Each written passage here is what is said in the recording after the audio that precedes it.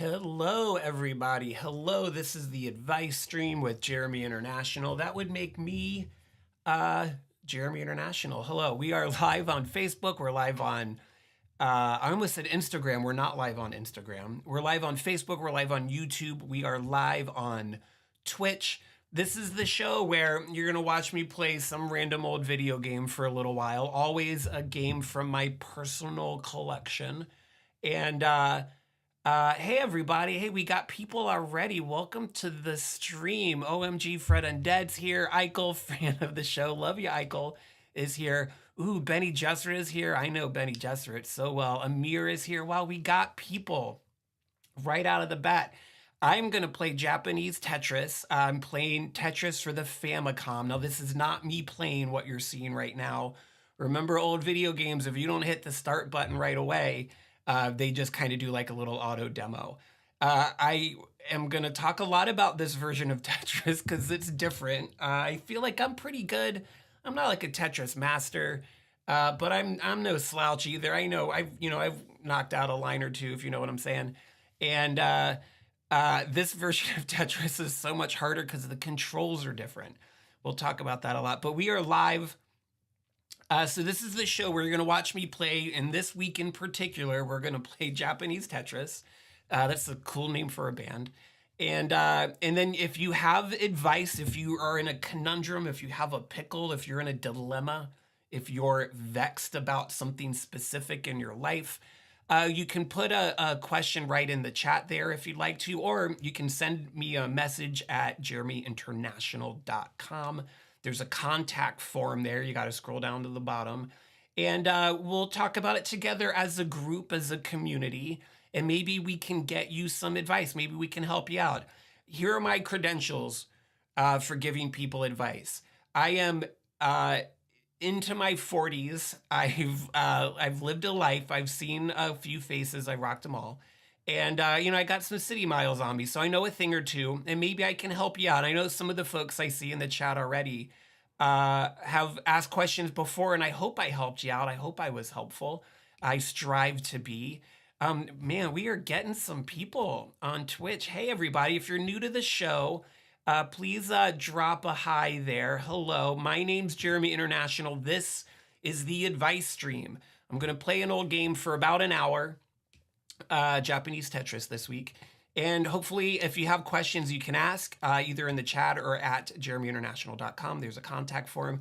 In the second hour, we're going to have life coach and personal development expert Paola Madrisotti, who also happens to be my mother-in-law. And we're gonna get into it. I have lots of deep questions, a few that came in from the website from last week we didn't get a chance to go over.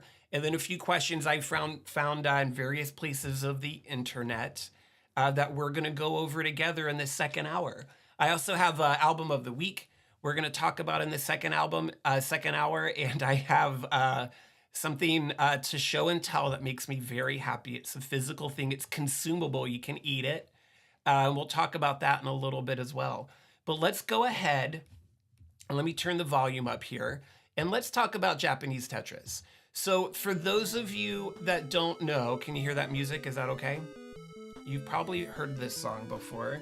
For those of you that don't know, what we got in the US as the original NES, the Nintendo Entertainment System, was released in Japan. It was called, in Japan, that device was called the Family Computer. It was called Famicom for short. And the Famicom games are really small. Here's the box for Tetris. Look how cute it is. It's so cute. It's so tiny. And they came with these really beautiful little, I have a very complete copy of this, came with a really beautiful manual that's in Japanese. I don't speak or read Japanese. So they got a lot of games there we never got here. Ultimately, it's a Nintendo. The hardware is almost identical. Looks a little different on the outside, but it works the same. I'm using a modded wireless NES controller with my Famicom today because the plugs are the same, it works. So this is a couple of the ways that this game is different, by the way, than the version of Tetris I've ever played anywhere otherwise. Tetris has been made for everything that has a screen. So we've all played it a lot before. But the controls are different. So in this, if you're used to playing Tetris, usually you use the directional pad to like speed up or slow down the shape that's coming down, right? You can make it go faster, you can make it go slower. That's not how this version of Tetris works. You rotate the shape with the directional pad, and then the A button makes it just snap right. It makes it appear immediately down below. It makes it drop instantly. So there's no slowdown. There's no speed up of the dropping. Your directional pad rotates it, and then the A just makes it drop immediately, which makes it a way harder and I would say less fun game. But we're gonna do our best. You're gonna see me play some really bad Tetris, and you should know once again I am not that bad at Tetris. I don't know why I keep doing that. I'm not that bad at Tetris. I'm not a champ, but I can hold my own. Let's take a minute and go over the chat again. Who do we got here? Who do we got? Yeah, hey, so we got Amir, we got Fred Undead, we got Startrek. Hey, Startrek, welcome back. We got Eichel, we got Fred Undead is a regular. It's good to see everybody. Happy Monday night. So, okay, here we go. Here we go, everybody. Hope you had a good weekend. So you can pick a stage. I'm gonna go with 0 and round. This is just how the game works. But check out the music. Listen to this. Listen to this. Can you hear this? Am I making it louder right now? Isn't that great? You hear that drum coming in? Yeah. Yeah. So the music, you can pick your music. You can play in silence. This is what most people think of when they think of Tetris. Oh, it's a little different though.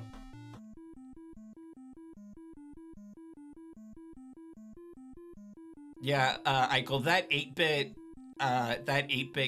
drum track, it just gets me. It speaks to my heart.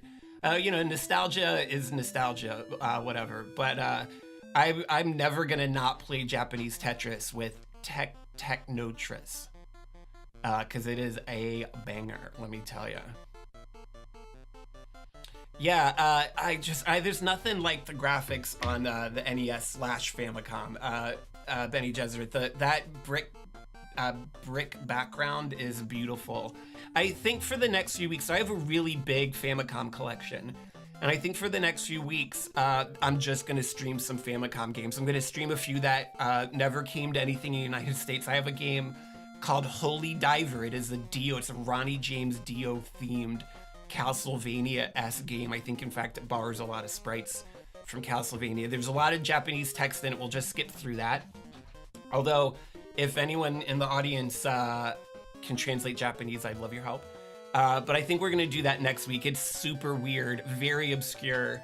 I think they did like a reprint of it, like someone 3D printed like some cartridges a few years ago. I got an original, of course, and it's super weird and fun. It's essentially Castlevania, but it's got a lot of heavy metal references in it.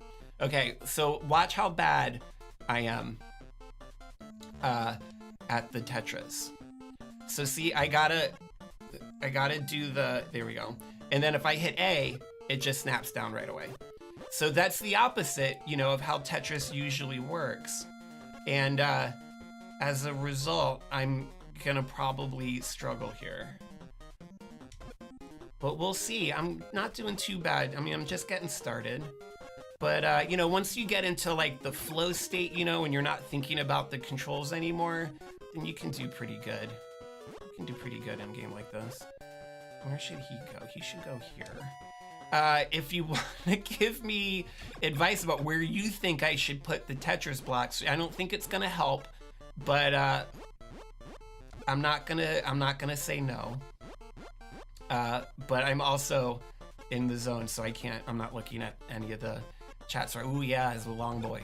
Yeah, so, it's Tetris. I'm imagining everybody out there and their mom played Tetris. There's a movie about the creation of Tetris coming out. I don't remember, is it Apple Plus, Netflix? Somebody's doing that. And that seems cool. I know a little bit about this story, like it was made in the Soviet Union or some such. Let's see. Amir says, growing up, I had one of those Tetris handhelds. I used to carry it with me everywhere. Yeah, Tetris has been made for everything. I never had an original Game Boy as a kid, but everyone I knew did. And half the time, someone's mom or dad was playing it instead of the kid, because Tetris, that was the first way most people got to play Tetris, was on that original Game Boy. And I'm sure we all, this is probably not where it should go, but I'm going to do it anyways. Sometimes it's about the pieces you don't place, I don't know what that means. Yeah, I'm getting, the controls are working for me. I feel like I'm in, StarRex says, Soviet Union in movies, desaturated slight blue filter.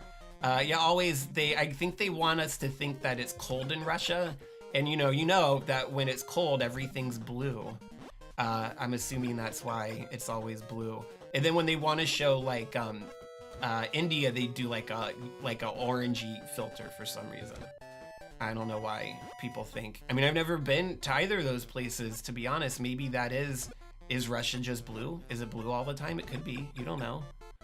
Have you been, StarRec, have you been to Russia before?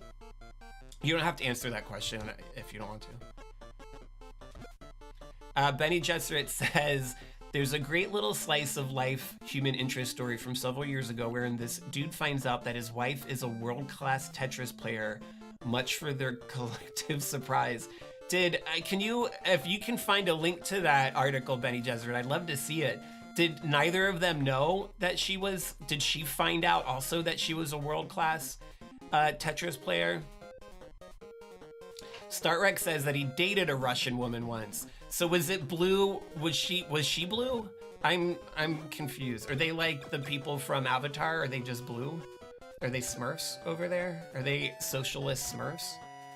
I mean, Smurfs are kind of socialist, right? A little bit. They're also kind of anti-Semitic, but that's for a different show. Thank you, Benny Jesuit, for grabbing that article. I appreciate it. I was talking and I forgot that you don't hit the A button to rotate. You see that? I ruined it, and I have to pay. This is hard. I have to pay attention. I've screwed up big time. But what? You know what? This guy's gonna go here, and this guy's gonna go here. And when a problem comes along, sometimes you just gotta Tetris it out. You know what I'm saying? You just gotta Tetris it out. If people are talking in the chat, I'm busy. I'm busy. Shh. I'm busy. Thanks for the link. Thanks for the link, Benny Jesuit. I appreciate it. Also, I know we go way back, of course, but that screen name's the best. That's a Dune reference for those of you that don't know, and if you don't know, then I'm sorry for you, because Dune, the spice is life. Dune is life too. Everything you need to know in life is in that story in one way or whatever. That's a good piece of advice I could share with people. Is read Dune. It'll help you out.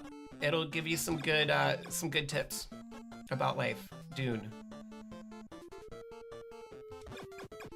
What are some good life lessons from Dune? The first, most important one, of course, is fear is the mind killer. We all know that. The spice is life. We all depend on the spice. Whether that's, sriracha or, or whatever, some Tabasco, the spice is life. They like to keep it spicy on Arrakis, Okay, hold on. We're falling behind on the chat here. I'm taking a break. I'm in the Tetris zone too much. I gotta slow down. We got a show to do, everybody. We got a show to do. StarRex says, don't stick your hand in a box. That's good advice. But if he didn't stick his hand in the box, they would have killed him. So yeah, I don't know if he had much of a choice there. Fred and Dead says, fear kills your mind. Yeah, that's essentially the basis of this story. Don't trust creepy uncles, also good. Eichel says, is it worth reading? Eichel, I would say, Eichel says, that they're not a big reader. It's a challenging book to read.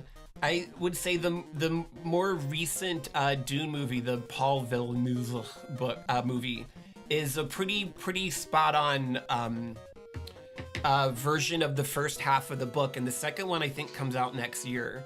The David Lynch movie is one of my faves, although it gets a little off the rails at times. That movie's not everybody's cup of tea. Watch the movie. Start there. If you're really moved by the movie, then try out the book. But it is, I'd say it's a solid, it's an AP level sci-fi novel. So if you don't read a lot, which is fine, reading's not for everybody. I'm not one of those people that judges people if they don't read a lot of books. Reading is hard for me to do sometimes too. I love a good book, but it's a challenge for me sometimes to get all the way through one. It might not be where you'd want to start, but any of the movies, the David Lynch movie is just a trip. It's nuts. But the more recent one is part one. The second part's coming out, and I thought that movie particularly is beautiful and interesting, and hits to me all of the important things that the book does. Amir says, would have been interesting to have seen the Jodorowsky version. I know, I haven't seen that documentary, but I've seen a lot of the art from it. And Dune is one of those stories where it's massively big. It's like Lord of the Rings. It's so big. And there's so much you can do with it, and so many places you can go and things you can explore.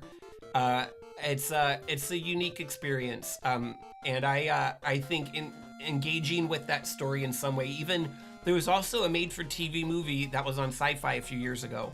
That's also pretty solid, if I remember correctly. I haven't seen it in a long time. But find a way to engage that story. I'm sure there's graphic novel versions of it too, but it's a biggie. It's a biggie for me. Eichel says, yeah, I like the idea of giant sandworms being part of an ecosystem. I know, and if you walk without rhythm, then you won't attract the worm. That Fatboy Slim song's about Dune, the one where Christopher Walken starts flying around for no reason. That's a Dune song right there. Benny Jesuit says, it's not just a clever Twitch stream concept. The advice is good. Thank you, Benny Jesuit.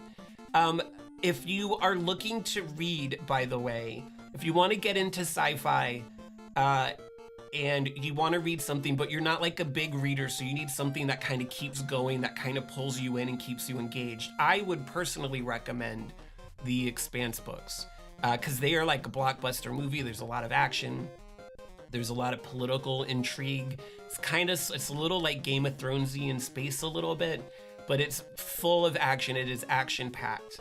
And to me, at least, that's a good way to keep engaged in a book as they keep going. The first book's called Leviathan Wakes. The Expanse they turned into a TV show, also on Sci-Fi, and then got canceled and it was on Amazon. The show's pretty good. Those books are a blast, though. If you're like me and you sometimes have a hard time sitting still, getting all the way through a book, I never had a hard time reading any of those books. There was like 7 or 8 of them, and they were a GD blast. Fred Undead says, LOL, I thought it was boring, sorry. I know you did, but and I think you and I have a different relationship with like action. If something's blowing up, I'm never gonna get bored. All right, let me see if I can pull myself out of the fire here in this Tetris fiasco we call life. Where should he go? There. Why not?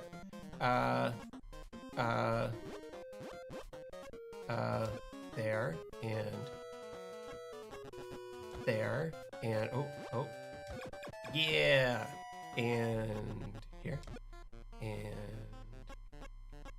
here and is this exciting? Is everyone having a blast?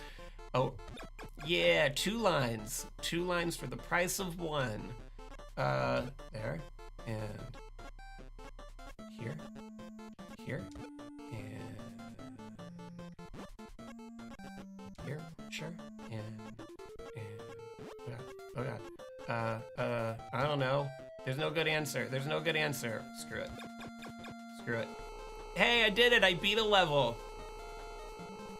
Benny Jesuit on Twitch says, and if you want some not hard sci-fi, e.g. not space, I highly recommend Justin Cronin's The Passage trilogy. I don't know anything about that one, Benny Jesuit, but that The Passage trilogy sounds intriguing. Okay, here we go. We're back in the Tetris. Blah, blah, blah. Um, I read what was that book called? Annihilation. They made it a movie with Natalie Portman. I liked that book. I didn't like the movie. Kind of lost me, but the book I thought was weird and creepy and interesting and a bunch of what are they just? Is it broken? Am I just getting the same piece over and over again? But see, I have to let it go because there's no speed it up or slow it down. So this is how Japanese Tetris works. There's no Japanese on the screen though. That's a. Oh, I got ah.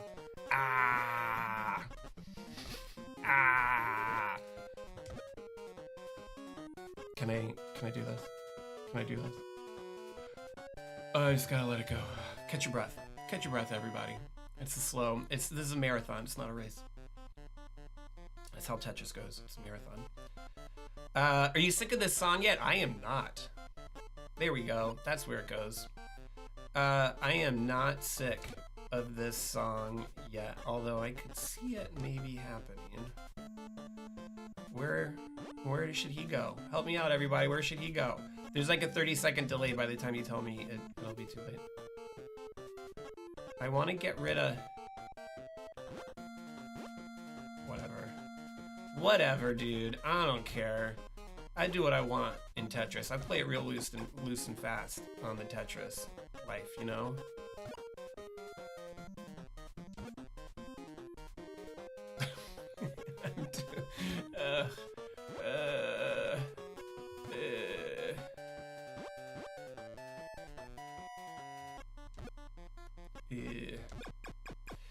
Another thing, while we're talking about Famicom Japanese Nintendo games, there's a lot of people, you know, look at like a Japanese version of a game, and then when it came to the US for the NES, that the game's easier.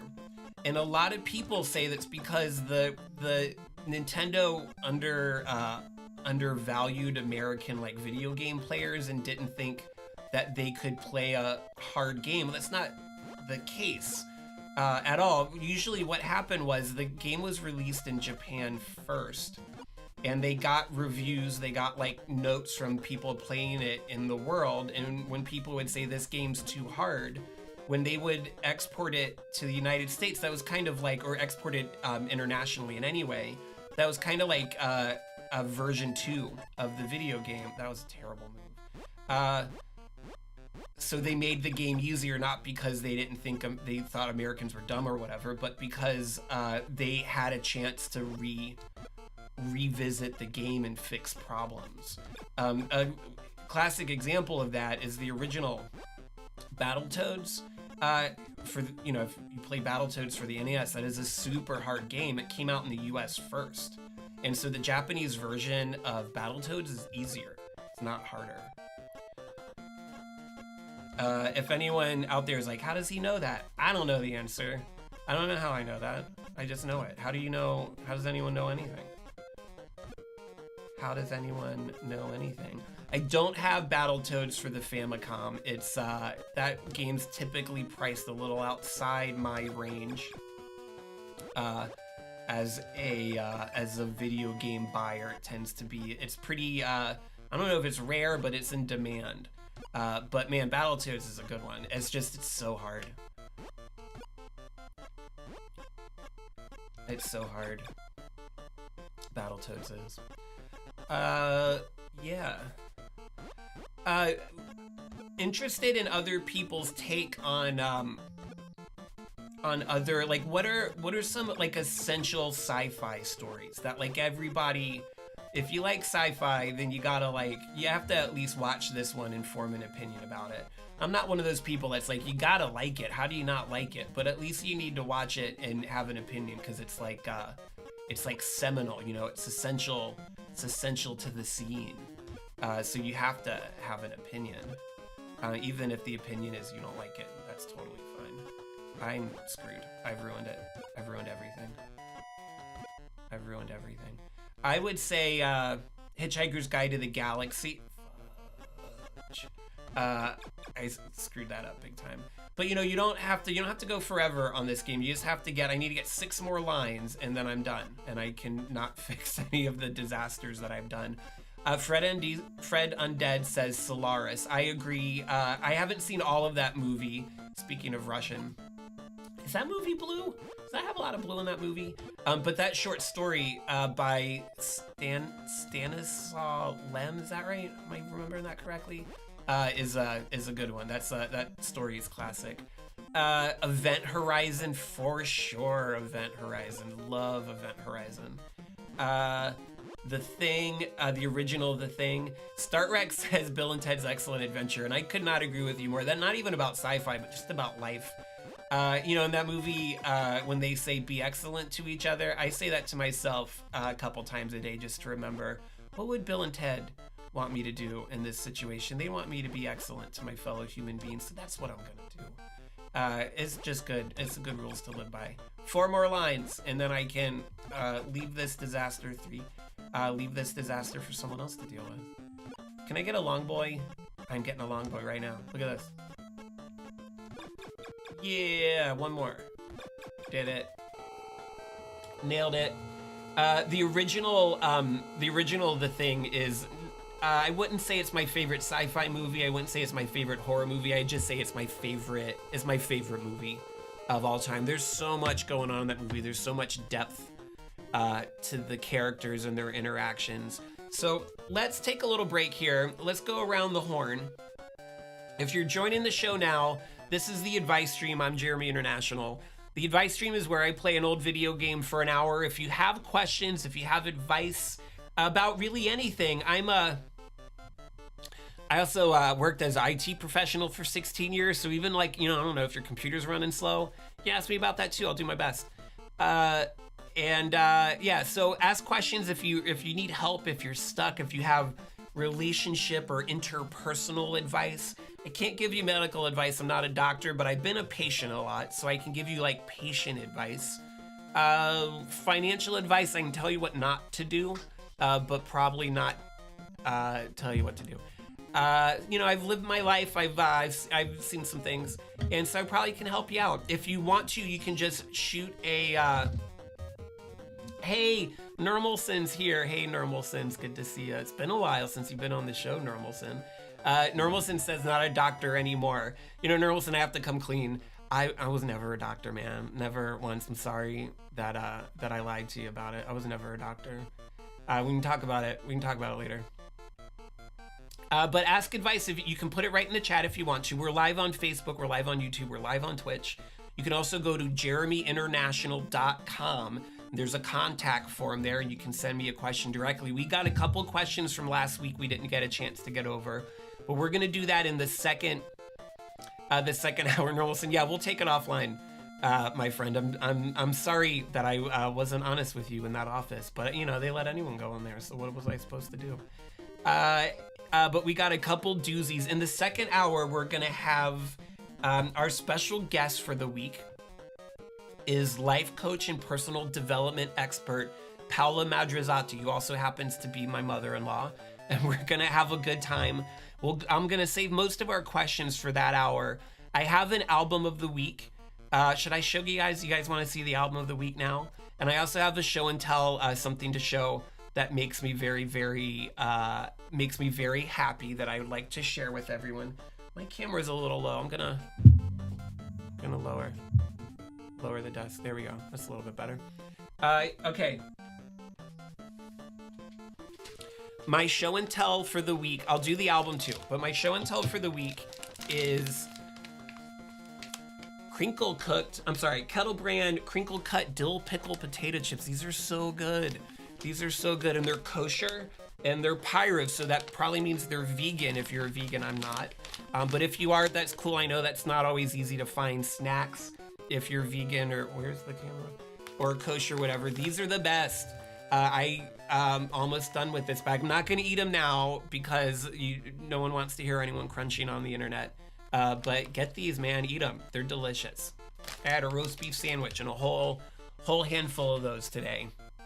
So that's my show and tell is dill pickle, Kettle Brand Crinkle Cut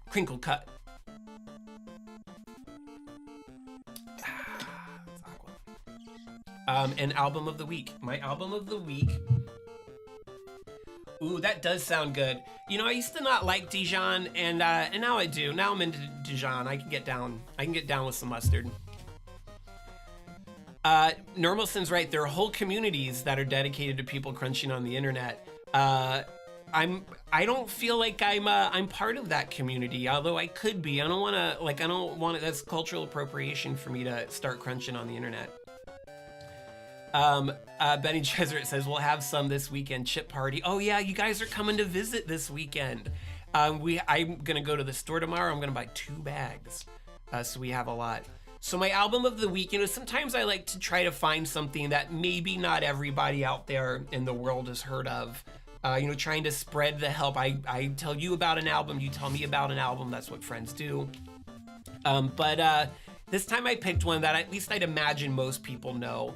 And this album is so good. It's perfect all the way through. And it also particularly reminds me of our special guest Paola that we have in the second album. I knew this album before I knew her. But this album is so meaningful to her that I retroactively now can't think about this album without thinking about her special guest. And we'll talk about it when she comes on in about a half an hour or so. And that is the album So by Peter Gabriel. So good. You've heard several songs off this if you don't know it. Sledgehammer is on it big time. Those were both big hits in the 80s. They had really cool music videos, if you know that kind of thing. But if you haven't heard this album, or if you haven't heard it all the way through, if you haven't heard it recently, go ahead and put it on. You're gonna have a good time. It's good. It's got lots of chill, slow jams, and it's got lots of dancey bangers, and it's got everything in between. And Benny Jesuit wants me to bring back the chips. Normalson, yeah, this is a good album. Oh man, it's so good to see everybody. I'm glad I got some folks. We had a good turnout last week as well. Let's go around the horn and see. We got one person's watching on YouTube. I don't think I've heard from anyone on YouTube. So one person on YouTube, if you just want to say hi in the chat, you could. No pressure if you don't want to. And let's check out, I couldn't get Facebook to load before, but let's try it now and see if it works. If it works a little better. And we'll see if we got anyone joining us on the Facebooks. We got one on the tubes. We got 6 or so on the Twitches. We had like 9, like right from the get-go when I went live. And then I think some people heard my voice, were like, nah, I don't like this guy. And that's cool, you know, I'm not everybody's cup of tea. I'm not everybody's cup of tea. I don't have any desire to be everybody's cup of tea, you know what I'm saying? Like right from the get-go when I went live. And then I think some people... who do I got? Who do I got on the Facebooks? Oh, I got closed captions on Facebook. I just heard it say, I just read it. It said, I'm not everybody's cup of tea. I don't know if I got anybody on Facebook. That's cool. I don't usually have a lot of traction on Facebook. I get that. That's whatever. But, Twitch is usually where the action's at. Oh, Benny Jesuit, you gotta run. Work is stupid. I know, work is dumb. But, if work was a blast, they wouldn't have invented fun, and then where would we all be? Have a good one. I will see you soon, Benny Jesuit. Maybe we can get into some Doom nonsense over the weekend. I'm Fred Undead's cup of tea. I hope so. I hope you put a little bit of bourbon or something in that tea. Cool. So, what were we talking about, everybody? I'm gonna do one question, because I have a lot. Let's do one question. I'm gonna do one from last week we didn't get a chance to. We had a lot of participation. I know, Normalson, you related to the game. This is Japanese Tetris, so the music's better. So you might not have heard this one because we're playing Tetris from Japan. Eat your heart out, Emerson, Lake and Palmer. Yeah. I know this has got kind of a little bit of oh man, what's that guy's name? Whatever. I'm moving on. Okay, here's a question from last week. So this is a question that was sent into the website, and it's pretty short. We'll just get right into it. It says, let me also turn down. Is that better? Can you hear me still okay? but I turned the music down. So here's the question: what do you do if you're good friends with someone who is toxic and isolating? Can you speak up, or is it better to let them see for themselves? Uh, that's a doozy. That's a big question right there. And I guess, it depends. Toxic can mean a lot of different things. I would say when you say toxic and isolating, if you mean that someone is causing you harm, then you don't even need to speak up. You should just leave. You have to protect yourself. If someone is causing you emotional, mental harm, then you don't owe that person anything. You gotta get out. You're in danger, and you should leave. They're causing you physical harm, of course. Not only should you leave, but I would hope that you can get some support. Maybe I don't know. That's one of the things I hope that people can call the cops for and not get into too much trouble. But who knows? But I mean, it depends on how they're toxic and isolating. You should absolutely speak up, at the least speak up. But I would say just go, just leave. You don't need that in your life.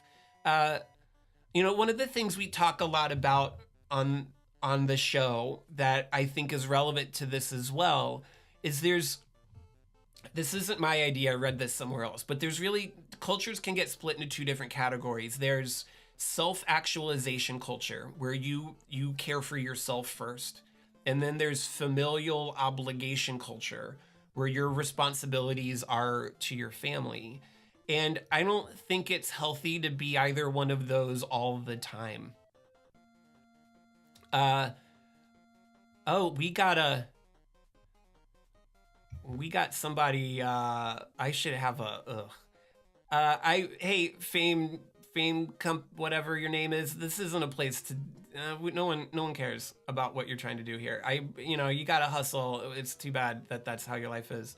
We're not gonna, hold a message for a reason, aggressive. Normalson, I'm gonna allow your message, cause you're telling the spam bot to go away. But the auto filter did block it. I don't know. I should have a moderator or something. But we'll just ignore that and keep moving. If there is a human being that's behind that, I'm sure there's a better way to make a living than doing that, right? I would hope so.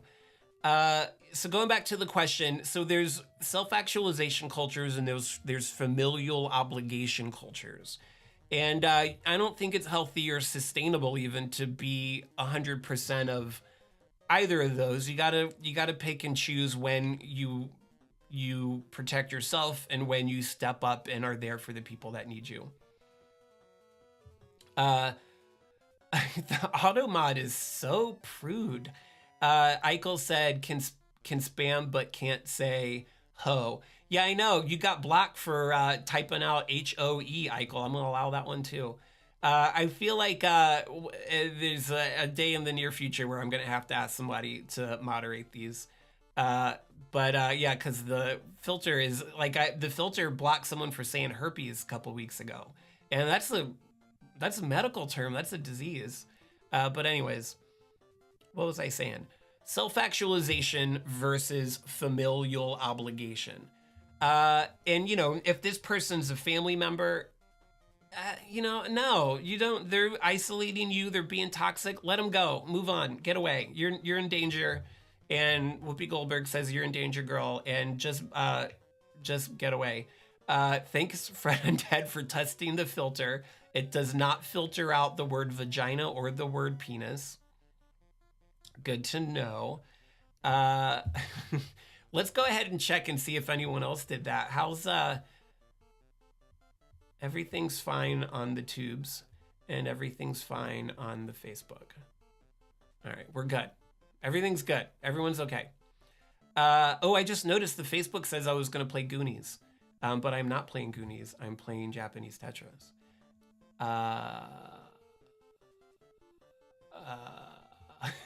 What was I saying? I don't know. Yeah, I'll wrap up that question to the person that wrote in last week. If you're listening, you wrote in last week. I'm sorry I didn't get a chance to get to you. If you're out there and you're listening now, you don't owe that person anything. You don't even need to talk to them. Just go away. Get away from them. You don't. No one owes you their time if they're trying to isolate you or be toxic. That's my advice.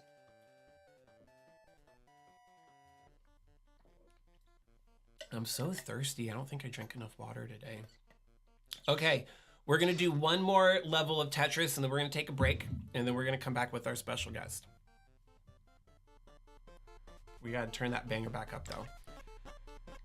If I didn't say, if you're new, this is Tetris for the Famicom. The controls are very different than they are for American Tetris, and that's why I'm so bad at it, because it's very different. Very different game. Oh man, I lost a lot of people on Twitch. Oh well.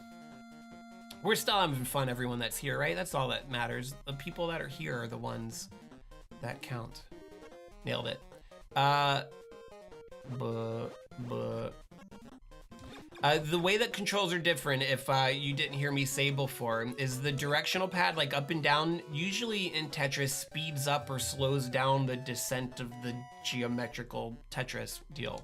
But in this version, the up and down, the directional pad is how you rotate.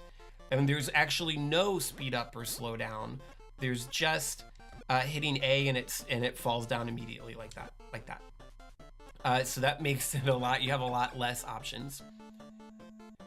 Yeah, I know, Fred Undead. Fred Undead acknowledged the existence of penises and vaginas, and then 2 people were like, I've had it, and they left.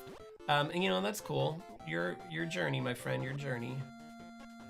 If you don't like those words, you know, you can complain to the manufacturer, but this might not be the show for you. For you.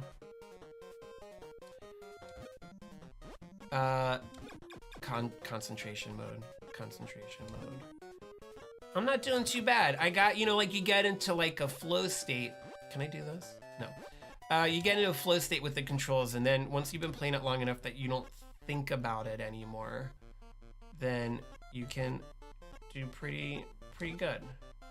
Pretty good.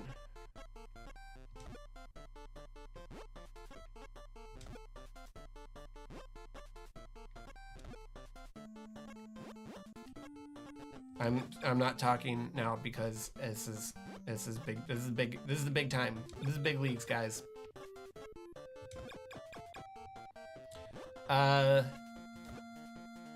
But yeah, so over the next few weeks, I'm gonna stick with, I'm gonna play lots of Famicom games. So we'll play lots of,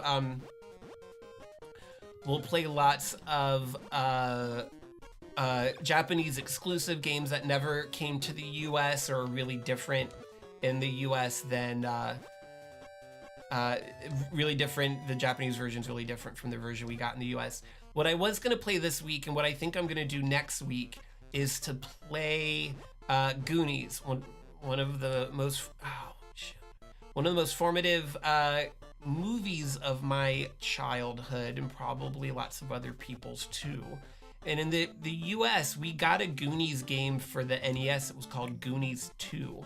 And I always thought because it was meant to be a sequel to the movie is why it was called Goonies 2, but it's not. It's because there was a Goonies 1 in Japan. And then they made a sequel to it, and we only got the sequel in the US. So that'll be fun. We'll do that next week, Goonies, for the Famicom. Japanese exclusive. You've probably never seen anyone play it before, and I don't imagine there's a lot of people streaming those types of games on the internet. Could be wrong, but I haven't seen anybody. 9 more lines. Can I do it in 9 lines? Can I do nine lines? 7.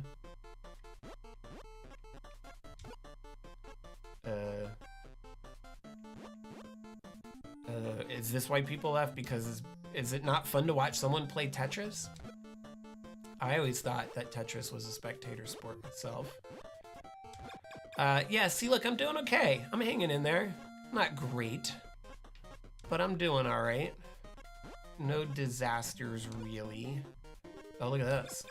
Yeah, 4 lines to go. Should I? Yeah. Here, and no.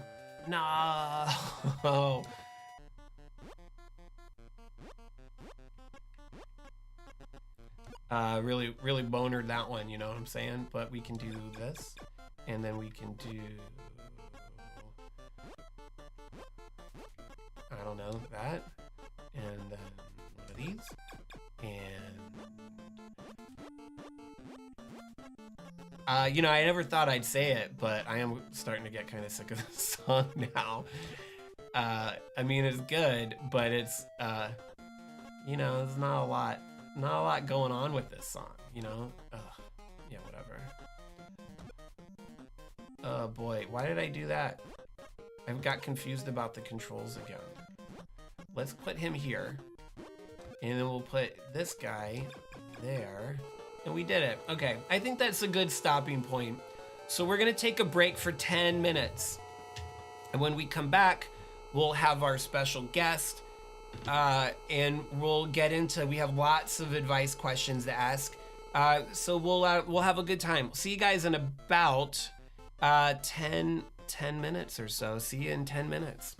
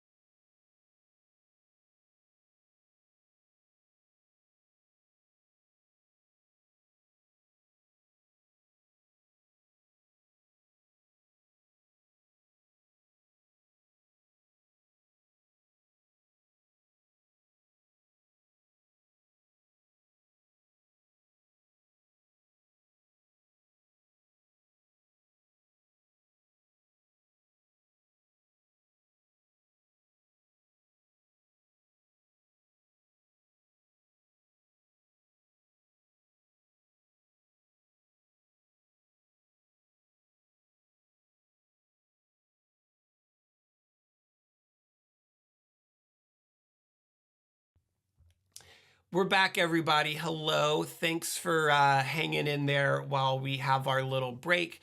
So, this is the second hour of the show. This is the advice stream with Jeremy International. I'm Jeremy International. We were just playing Japanese Tetris. I didn't do too bad.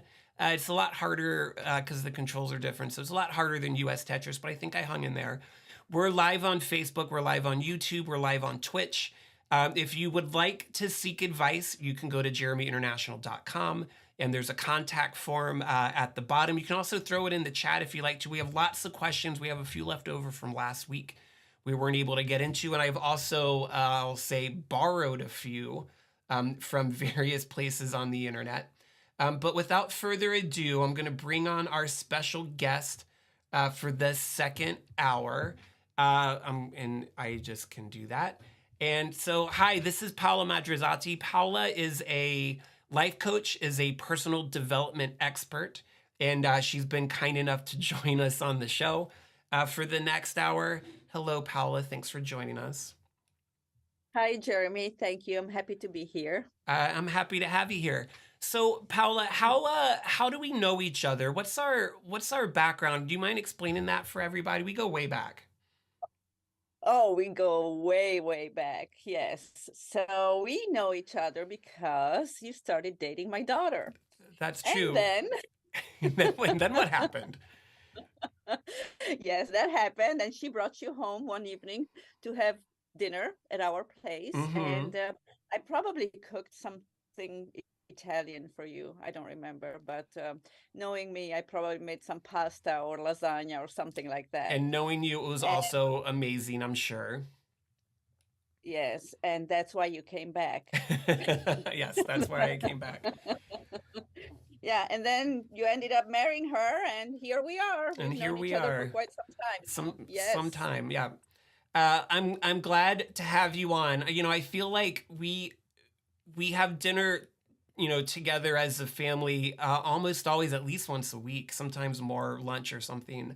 And we always have really great conversations about people and about work and just about, I don't know, all kinds of important stuff. And I thought that it would be really great to have you on the show. And I'm sorry I keep getting distracted. There they are. I just wanted to make sure I had some of my questions up. Also, in the last hour, I talked about my album of the week. I always do an album of the week. And this week, I'll show everyone again because it's such a good album that we should. I picked So by Peter Gabriel because Oh, that's my favorite. I know it is. And I go way back with this album. I've known this album longer than I've known you, but this is such a meaningful album to you that I can't help but think about this album. I think about you at the same time. So it's a great Oh, album. thank It's so you. many good songs on it. There's really nothing on that album that warrants skipping over. It's a good one. Oh, it's a great album. I love Peter Gabriel, and I never get tired of him. Me neither. So Yeah. do you wanna start with a question from someone in the audience? This is one from last week. It's a doozy. You just want to jump right into it. This is a tricky one. Here we go. I'm gonna read you. I'm gonna read you a complicated question. So this is from a viewer, and when they come in through the website, we don't mention anyone's names or anything, so we'll keep it anonymous. This person says, on the topic of mental illness, I met someone with a serious mental illness, bipolar depressive episodes, and has visited a psych ward, etc., which I'm only mentioning to quantify their condition. I just met this person and I don't know them too well or for very long, and I feel awkward asking questions that I feel like would be better qualified coming from a therapist. Is this something I can think? Is this something that I think I'd readily approach with a friend I've had for a few years, but for a few months? I'm not sure how to respectfully be there for them without asking potentially invasive, triggering questions. So, how should I build a friendship with this person? So, the question in a nutshell is this person has recently befriended a person that seems like they have some pretty serious mental health struggles, and they're asking how do they talk to them about their struggle to make sure that they're able to be the type of friend, a good friend, a supportive friend. How do they broach, you know, these kind of sensitive topics to make sure that they're being supportive? What do you? Gee, that's a big one. Do you have any? And I'm just throwing it on you. This is how the show works. We just jump right into it sometimes. Do you have any Yeah, thoughts on well, that? it's it's not an easy answer that we can give to that, of No. course. Mm-hmm. And it's also, it would be helpful to better understand what kind of relationship they have, Yeah. and how much of a friendship do they have. I always believe in being respectful and being trustworthy and honest with each other. So depending on what level of the friendship is there, you know I think it's okay to ask questions Yeah. as long as you're respectful. I agree with that too. And they say that they've only been friends for a few months. So, that's better than a couple of weeks or a couple of days. And there are people that are very important in my life that I only knew for a few months before I was deeply, deeply connected and invested with them as a friend. Right, So right. the time on that I think matters less, and it's more about what type of connection they have. I would always say that if you feel like you need to ask someone a potentially sensitive or challenging question, ask them if you can ask them the question. I think that's a really good way to start. Hey, I want to be there for you. I can see that you have a struggle. Everyone has a struggle in some way or another. Is it okay if I ask you a couple questions? Can you give me a little bit more information about what is the nature of your struggle so I know I can be there to help you?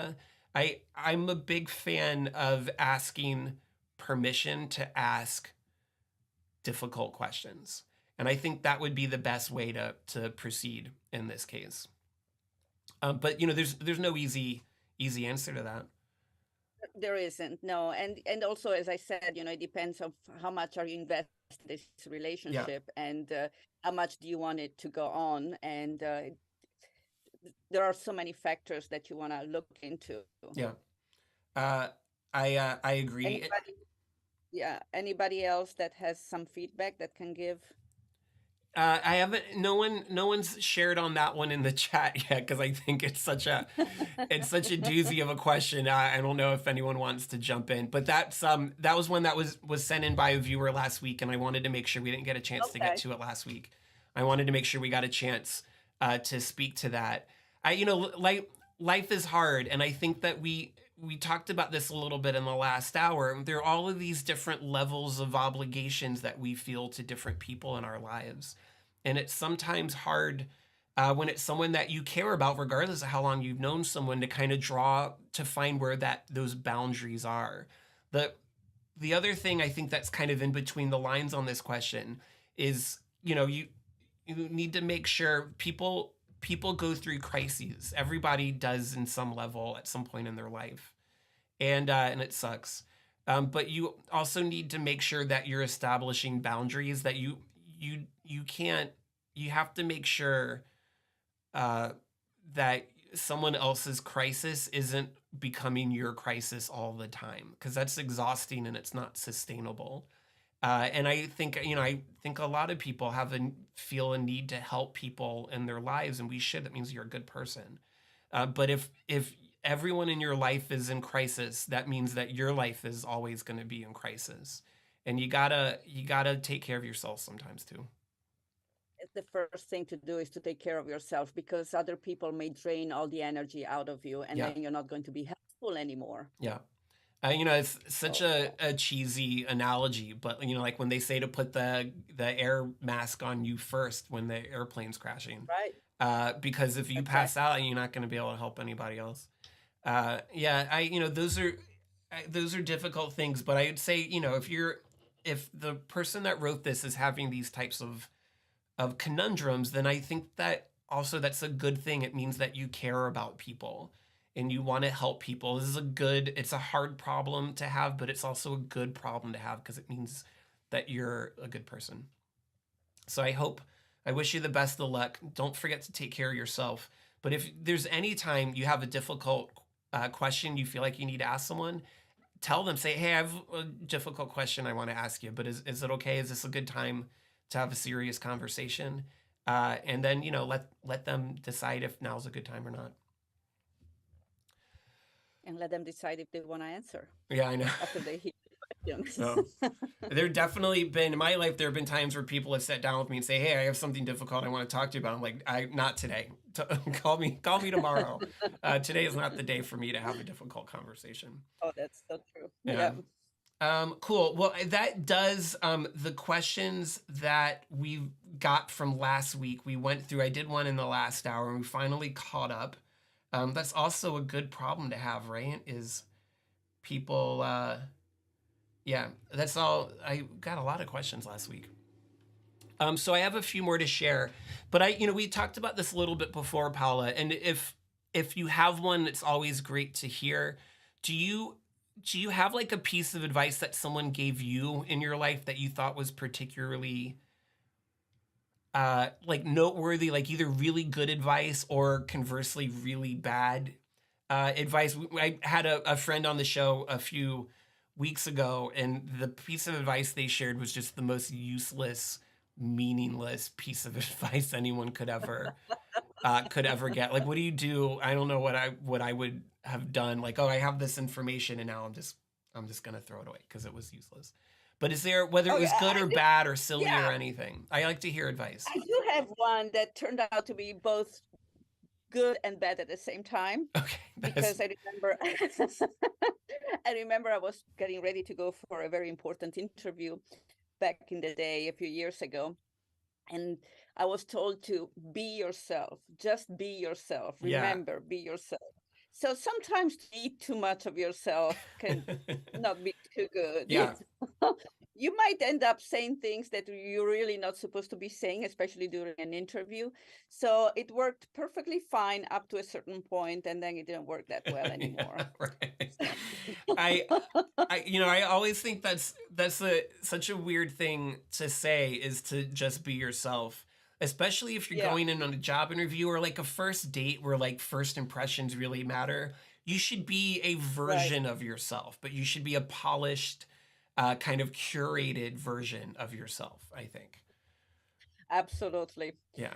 You have to be very careful of how you talk and how you behave Yes. in certain situations, which is, it's wonderful to be yourself, Yeah. when you can afford to be yourself 100%. Yeah. Right.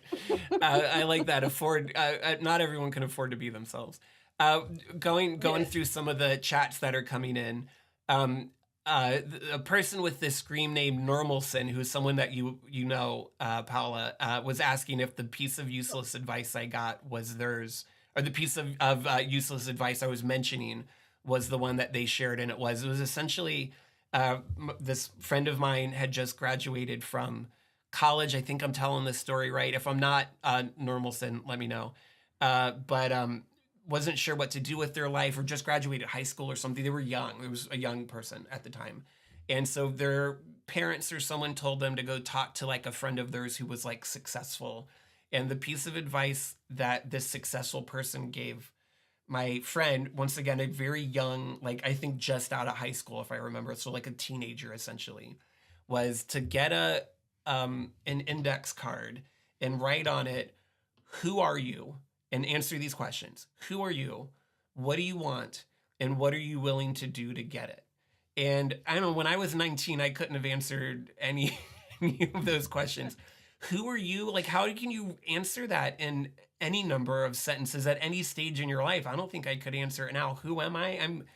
I'm me. I know part of it. I was close enough there, Normalson. Oh, wait, here it is. Who are you? What are you willing to do? What are you not willing to do? That's what it was.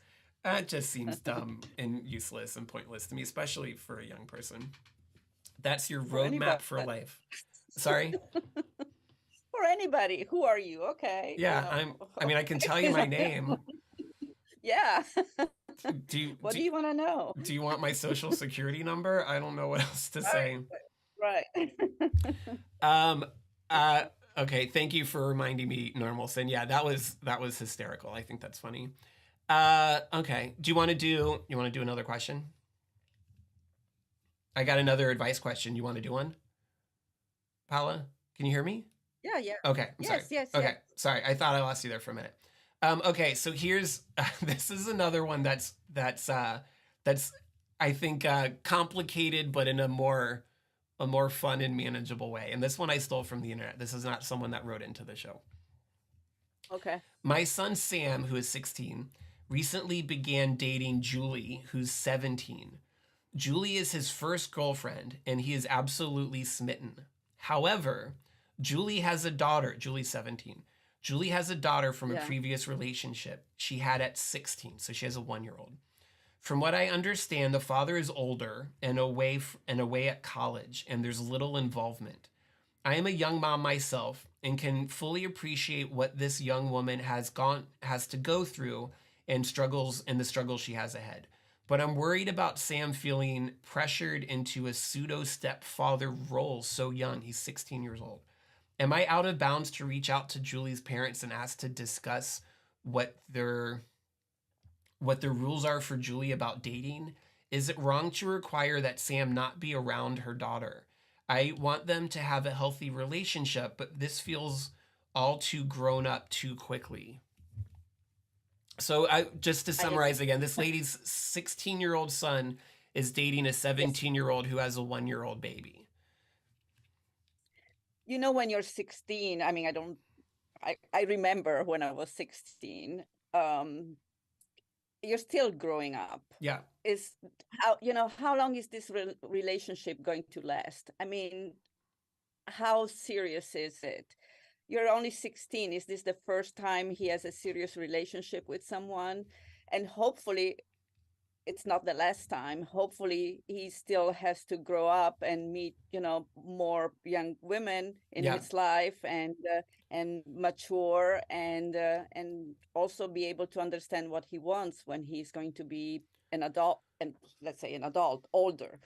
And he is So not an adult. He's 2 years away from being adult by almost anyone's definition. exactly, He is a exactly. child. 16, you still have to grow up. Yeah. So is the relationship gonna last? I don't know. Reaching out to her parents, how long have they been dating? I don't know if I would do something like that, because then I would, as a mom, would make it too serious, probably. Um, Yeah. I Uh, would make the relationship too serious. This is just an opinion, of course. So I personally, I wouldn't reach out to her parents, also because she's almost an adult. yeah. So, and once she turns 18, she's an adult, and he's not. Yeah. That was my So first that, thought is when's her birthday? Because she's yeah, going to be an yes, adult and he's not. And that uh, right. could have legal ramifications, first off. Exactly, and Yeah. that was my first thought too. So it's a little bit, it's complicated. Yeah. So, It is. It is. If it wasn't complicated, I wouldn't have picked it because I like how right, complicated this one is. Like the types of questions that this kid, this 16-year-old boy, and as 16 for a boy is like 11 for girls, I want to say. And I don't, I don't subscribe to the gender binary, but there's a cultural expectation for women to achieve a certain amount of emotional maturity at 17 that isn't extended to people that uh are being raised as boys.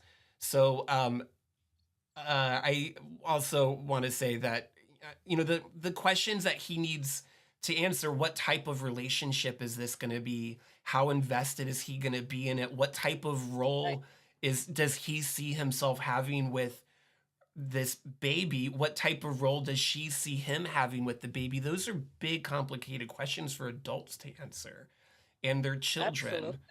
Uh, at the same time, though, I feel like most 16-year-olds telling them you're not allowed to date that person isn't gonna go well because they're gonna want to date the person even more. So I don't know if she could necessarily forbid it yet. Although depending on when Julie turns 18, she certainly could and probably That's should. Yeah. right. Uh, but yeah, I that's such a complicated and fraught relationship for anybody, and these are two children. So I would hope that you have a recourse to not have this progress too much further. OMG Fred Undead, who is someone who is your daughter, in the chat said, when you're 16, you think you'll be Put it together there. with someone forever. I agree with that too. 16, I feel like 16 to 18, 19 feels like where you're at. The status quo of your life at that age, you think is gonna, that's how it's always gonna be. Like it's Mhm. difficult to imagine not being 16 when you're 16, you know? I agree. Yeah.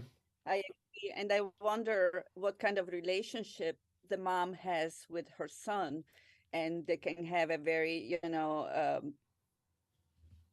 good conversation about her son being a stepdad at 16. I know. And, Oh my God. Just like putting it into those terms, I'm like, you got no way. Is this? I mean, I don't know what I would do. You've had a 16-year-old. I will have a 16-year-old in 14 years. And you know, and Yes, I'd like to think I could say, not in my house, but I know that it's not that simple. that's Uh, not the case. Yeah, yeah. yeah. Eichel in the But chat says, communication, open communication all the time. I mean, try to communicate with him as much as you yeah, can as a mom, just talk and talk and talk, and in a positive way. Obviously, don't say no, you can do this, and no, you can do that, because then you're going to turn him off. But try to explain what are the ramifications about having a relationship with a young mom yeah. who's going to be an adult soon. Yeah, he's gonna be an adult soon, Yeah, and he has to wait a few more years before he gets to be an adult. exactly. Yeah, yes. That's a really Yeah. good point, and I think the kind of in between the lines of what you just said, Paula, is also maybe the best piece of parenting advice I've ever heard is you need to invest in the relationship with your kid constantly all the time so that when something like this happens that you've already laid the groundwork to be like, let's talk about it. We talk about things all the time. This is one of the things that I think is so amazing about you and your wife, my daughter, my your daughter, my wife's Your wife. relationship. Goodness, it's late for me Yes. too. Is that you guys have such a you have the type of relationship where I feel like you can talk about a lot of stuff together, and that's important to do. And you need to lay that groundwork down before your child is dating an adult that has a child, so that you can Right. have those serious conversations. Just to catch up in the chat, Eichel says, going back to talking about how teenagers think that their life as a teenager, that's just how it's going to be forever. Says, I essentially believe that until my first relationship. Oh, that when you're 16, you'll be together forever. Yeah. And then Eichel says, definitely not that case. LOL. And there are some people, some of my closest friends that have have a really amazing marriage, have their first relationship together.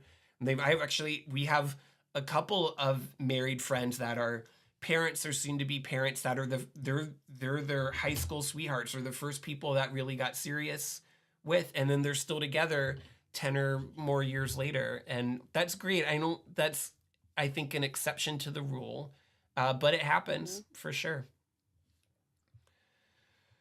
Yeah, Yep. I would hope that you can get your kid to not date a grown up that as a kid, because that seems complicated for anybody. Um, Absolutely. all right, this question's a really long one. I might get back to that later. It's very wordy. So here, all right.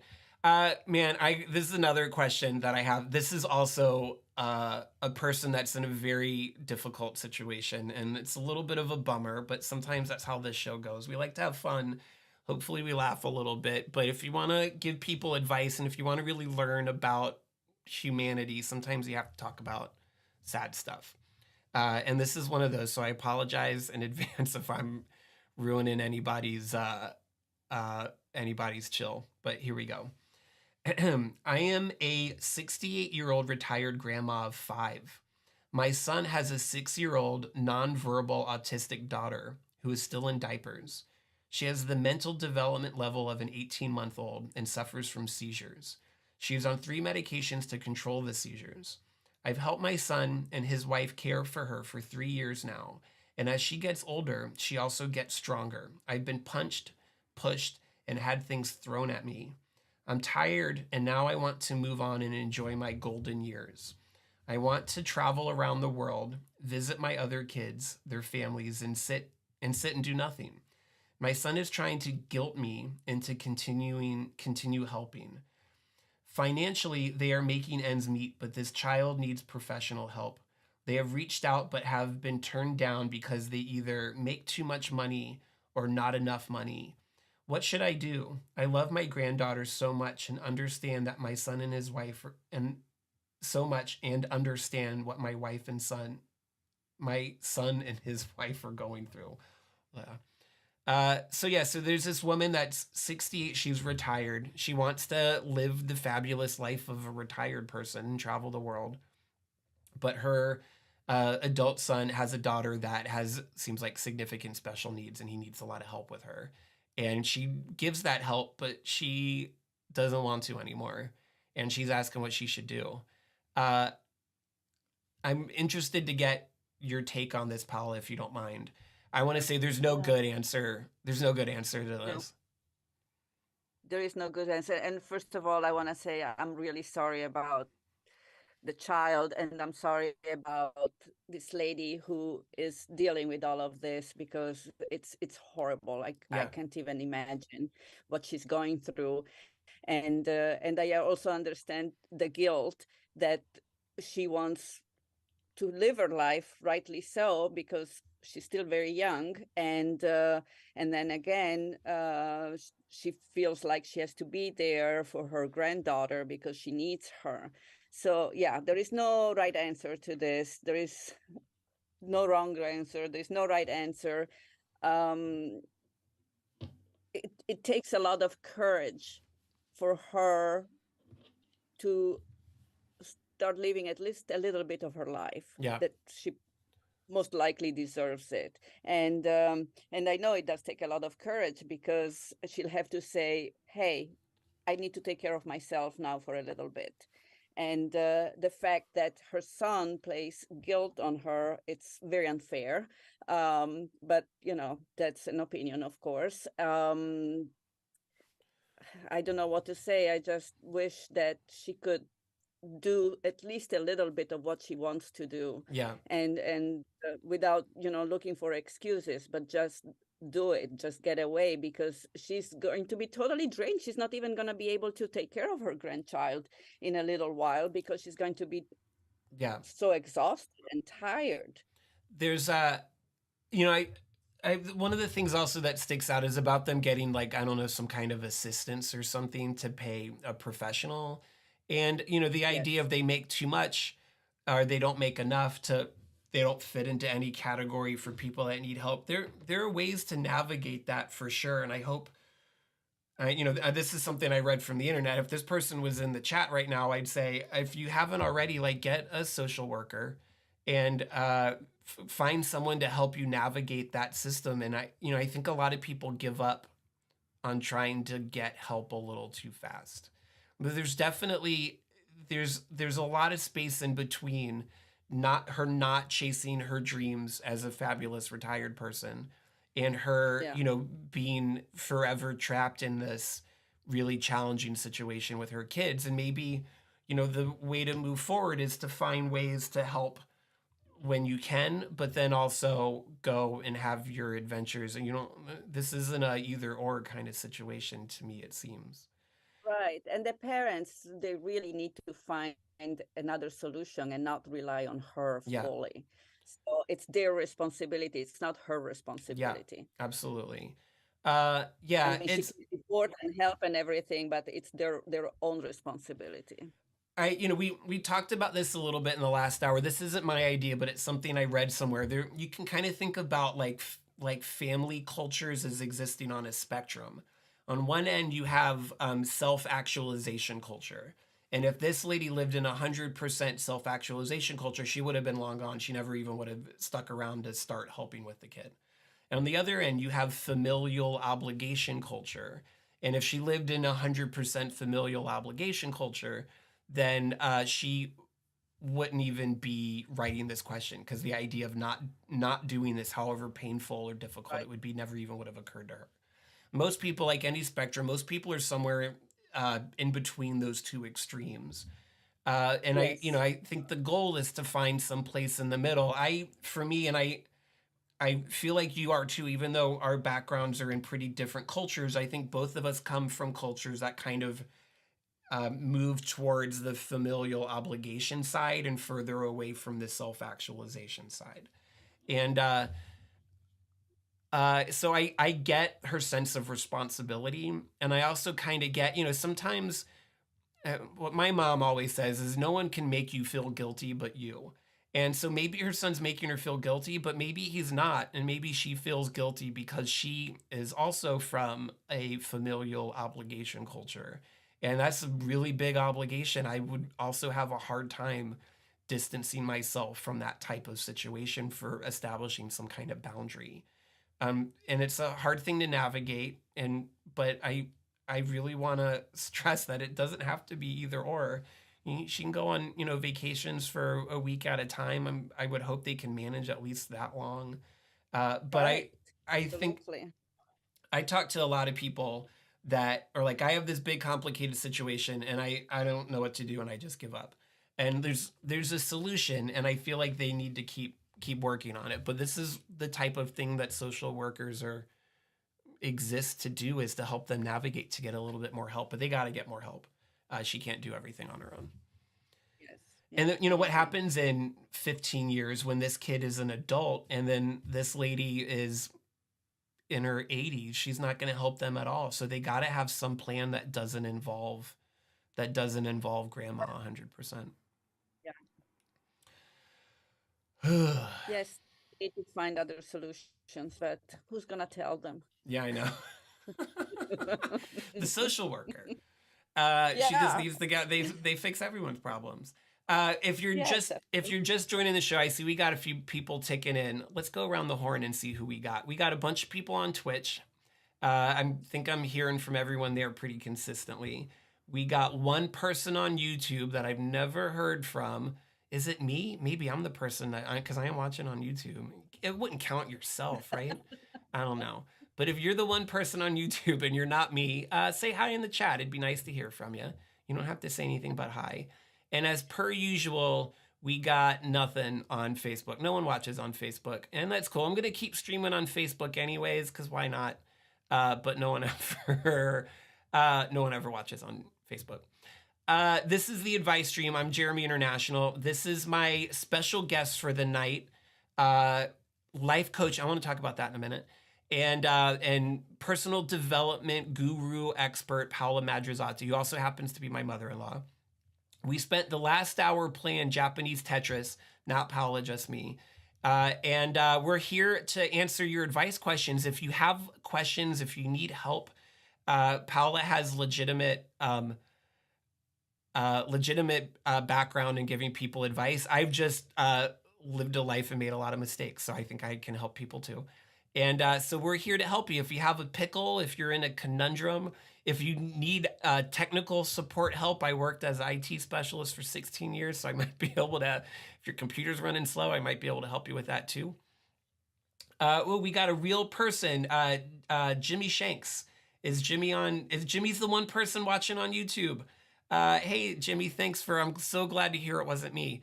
Thanks for chiming in. If you have, not just Jimmy, if anyone out there has questions, if you need help, you can throw it into the chat, YouTube, Twitch, Facebook. We're live on all three. You could also head over to JeremyInternational.com. There's a contact form at the bottom. You put a message in there, I'll get it almost immediately. We've been going through the questions we've gotten for this week, and we got a bunch from last week we didn't get a chance to go through that we just caught up. If you're enjoying the show and you want to throw your old pal Jeremy International a tip, you can also do that. There's links in the show description at JeremyInternational.com.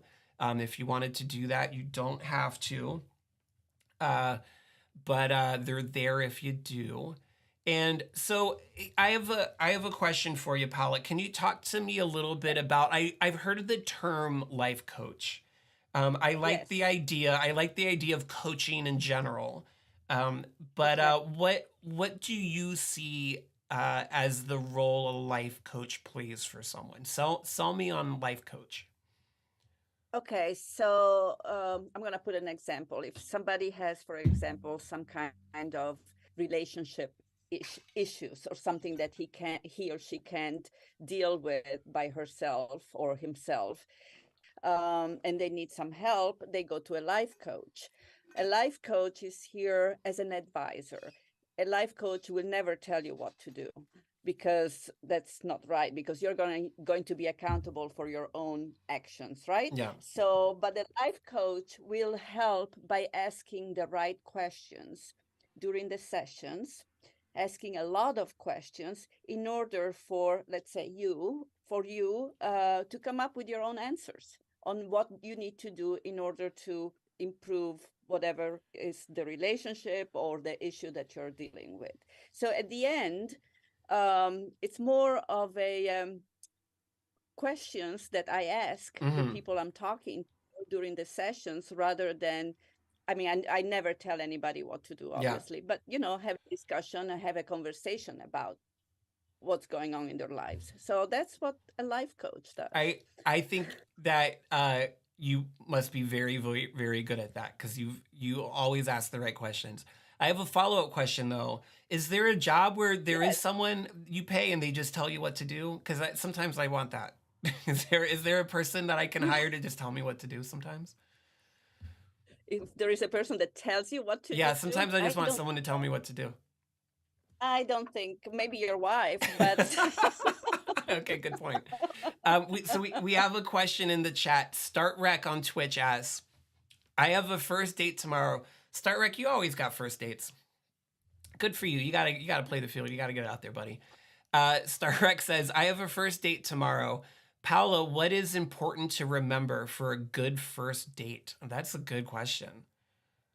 okay, is this person a man or a This woman? person is a he him. And also, I'm sorry, It's a him. Normalson in the chat says a good person to tell you what to do if you ever need one is a drill sergeant. I think they do tell you. Usually they tell you sit ups, but that's good. Yeah. So StartRec's question is what are important things to remember? StartRec is a male person. Is a male style person. What are important things Okay. to remember on a to make sure you have a good first date? Don't talk too much about yourself and let the other person Yes. express, Yes. themselves. So listen, and not only listen, but hear what the other person is saying. But don't talk too much about yourself, because then you're gonna come out as a narcissist or Mm. somebody that is too much into yourself. So I mean, this is what I kind of remember from my past, and my friends that I've been talking to, and I know it can be very annoying when one person starts talking about themselves too much. I tend to have that problem personally. Yes, I talk a lot and I talk about myself a lot. But I feel like but you're I'm not good going on at. the first date. Sorry. Jeremy, you're not going on No, dates, yeah, I so haven't that's been on a okay. first date in a long time, as you are Right, aware. so that's okay. You Uh, can talk about it. yeah. OMG Fred Undead says keep some mystery. That's good. You don't want to tell someone your entire life story on the first date. We were talking about this before. Paola and I were talking about this before Start Rec about job interviews. You should be a curated version of yourself. Don't be Right, dishonest, but think about the things that are best about you, and put your good your best foot forward. But listening and asking lots of questions is always good advice. right. Good And luck. don't be too much yourself. Remember what my advice that was given to me: be yourself Yeah, and be careful about put that. put a Yeah. put a little filter on yourself. Yes, yes, exactly. Yeah. Um, So good luck on the date. yeah, Starrick, I expect a full report about what happens. You keep it PG if you want to, but I expect a full report on that date. Um, after it goes, good luck. I hope you have a good time. Um, I remember when I was in college, I had a sketch comedy group. We were called the Campus Crusade for Christ. I'm sorry, the Campus Crusade for Comedy, because we were making fun of the Christ people. And there was a big fair at the university, and any school group could get like a table, like a booth at the fair for free. So we got a booth, and our our booth was teaching people how to make friends. So people could come up. We said, learn how to make friends. And the first piece of advice we always give people is never be yourself. Always be somebody else. Be somebody cooler than you. And that's a good way. We were being That's a good one. facetious. Yeah. But and then like we would just like take turns making up lies about ourselves to the people that had come up to ask us how they should make friends. And I would tell everyone that my dad was Don Knotts. That was the joke I was telling people. I thought it was very funny at the time. Did they know who Don Knotts was? I mean, this was in the early '90s, so maybe there was a couple people that knew who Still, Don Knotts was. maybe a couple, Yeah, yeah. but most people these days don't know about Don Knotts, unfortunately. Yeah, right. Okay, let's do one last question, and this one is a Yes. little on the long side. Uh, yeah, this one's a little on the long side, but we'll get through it. We'll pick it apart. Okay. My wife and I disagree about our 8 year old's education. We live in an area where public schools are not terrible, but not great, and class sizes are huge. COVID threw an early wrench in the works, of course, and even so, our kid is hitting milestones, has friends, and seems okay at school. We live in a state that has been passing bans on education about LGBTQ topics and racism, so we always knew we'd have to give him extra educational enrichment at home. In other words, we'd made a kind of uneasy peace with the situation. But at a recent parent teacher conference, it became obvious that the teacher was barely paying attention to him because he doesn't make trouble. My wife was angrier than I was, and now she is convinced that the only way for him to get a good education would be homeschooling him. It would be hard, but not impossible financially for her to stay home, but I don't like the idea. My wife's career has always been important to her, and all the homeschool kids I've ever met had social problems. Homeschooling rules are lax / non existent in our state, so we'd have to find our own path. And most other people locally seem to be doing it for religious reasons. Is there another way to get him a good education in a broken system? And I can't afford a private school in our area. And it's even more conservative. The private school is even more conservative than the public school anyway. Mm. So there's open homophobia and transphobia and racism in their school. The thing that was really kind of the straw that broke the camel's back in this case is the kid's teacher doesn't really seem to know their kid very well. Wife wants to homeschool, dad doesn't want to homeschool, and that's really that sums up the question: is there another way to get him a good education in a broken system? What are your you've gotten a kid all the way through all of the schools. Uh, what what's your take on that? That's another not easy No, situation that they not easy situation that they are dealing with, and I agree, with the public schools being so conservative nowadays. It's very difficult to have conversations at home about, and then having the kid going to school and having different conversations there. So it's very difficult, but keep the conversation at home, please. First of all, I yeah, mean, they need to keep on talking about everything that needs to be talked about, especially nowadays. um Homeschooling, there are pros and cons, in my opinion. The pros are, I mean, there was another, this is a different story, but there was another um, there's another shooting today. shooting today Yeah, in Tennessee, yeah, exactly. So that's very scary. yeah, That's horrifying, not only scary. That's something horrible. So, and I will think, okay, now I understand why there could be homeschooling. At least I protect my child, yeah, right? But I think the con about homeschooling is the social. yeah, So I would be very worried about the social, that my kid is at home and is not really connecting as much as he or she or they could connect with the other kids and play with the other kids and get to know other kids and know people, kids maybe from different cultures, different backgrounds, diversity and all of that. So I would be worried about that. So a solution, I don't know. They say that private schools are very expensive, but they're also They're conservative as more well. So conservative than the public school is. Yeah. more conservative than the public school. So Yeah. that wouldn't be an option either. Move out of the state. Don't know. That was my first Come thought to also. Maryland. And I don't normally read the answers when I steal these from the internet, but I read the first couple lines of this, and that's the first thing Yeah. the professional person said is, "Can you leave?" You know, I Yeah. I mean, I the two things, the one thing this person says and the one thing that you brought up too is, this is America, so almost every school system is broken.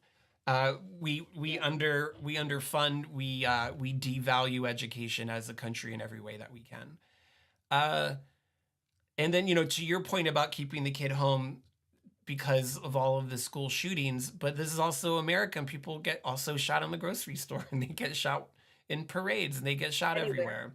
everywhere. There's no place that's safe, and there's no public institution in almost all of the country that isn't in some way broken, unfortunately. Yeah. When I hear questions like this, what this makes me think of is, so I grew up in a fairly religious Jewish household, and I was the first one of my siblings to only go to public school. And there were very little, and this was in the 80s when people didn't care anything about diversity or inclusion. Santa Claus like came into our classroom every year when I was in elementary school.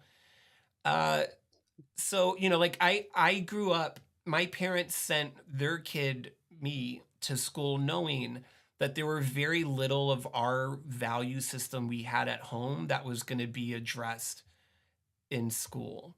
And I think I got, also I don't have a lot to compare it to, but I don't think I went to particularly good. It certainly wasn't a well-funded public school system. So I think that any parent in this country that isn't wealthy enough to send their kids to some kind of really curated private educational experience is going to be sending their kid to a broken and sometimes dangerous school. That's part of the price we pay for living in the United States. There's lots of great things about the United States, but that's one of the things that's not great is our public school system. So I think that everybody should be considering doing an awful lot of education at home. You kind of should expect, if your kid's going to public school in most of the country, you kind of expect that they're not going to get a very good, well-rounded education. And for people like us that are progressives and care about things like acknowledging the existence of gay, lesbian, and trans people, bisexual people, we care about acknowledging the very inherently racist history of this country. If those things are important to us, we're going to have to do a lot of educating at home anyways, because in most places they're not going to do that in any kind of comprehensive or respectful way in school.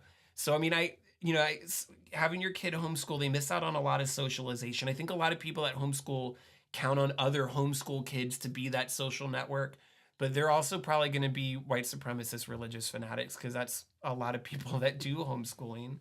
And so I think it's important to keep your kid in school, acknowledge that they're not going to get the best education, and then take responsibility for filling those gaps on your own. That's what most parents, if they're not doing that, they need to do it, because that's how schools work here.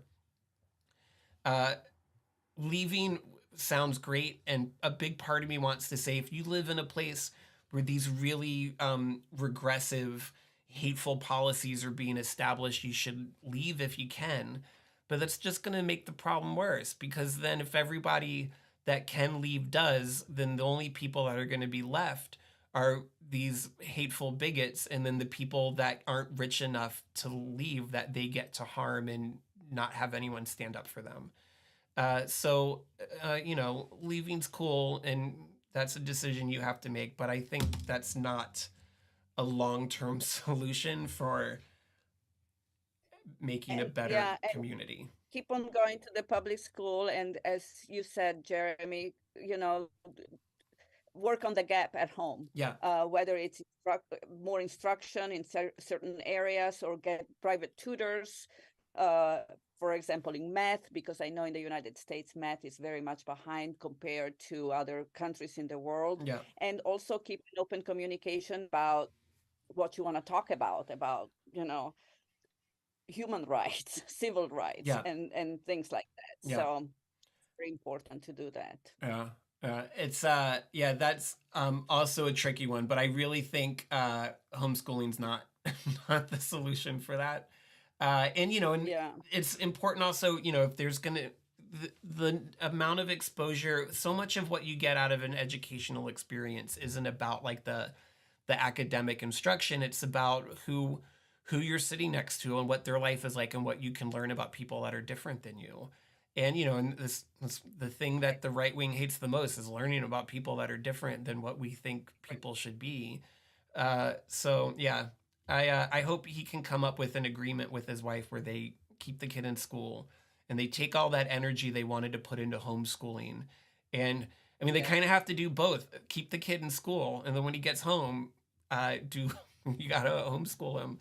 I mean, Yeah, that's do the pretty much how I homeschooling at grew up. home. Yeah, it's the worst of Absolutely. both worlds, but Yeah. that's school. That's public school for you. Oh All my. right. Okay. Well, we're getting close to running out of time. Thank you so much, Paula, for joining us. That was fun. We dealt with some tricky Thank you, ones. Jeremy.